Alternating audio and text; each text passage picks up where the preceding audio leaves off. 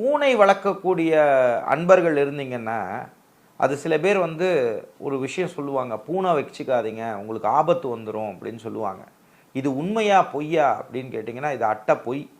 இது ஏன் அப்படின்னா, ஒரு சில பேர் அத வளர்க்கக்கூடாதுன்னு சொல்லி இருக்கே ஒழிஞ்சு, இது எல்லாருக்கும் பொருந்தாது. அப்போ இந்த பூனையை வளர்ப்பதால், இந்த நாய்க்குட்டியா இருக்கட்டும், பூனைக்குட்டியா இருக்கட்டும், இதெல்லாம் நம்மளோட அதுங்களுக்கு அறிவு ஜாஸ்தி.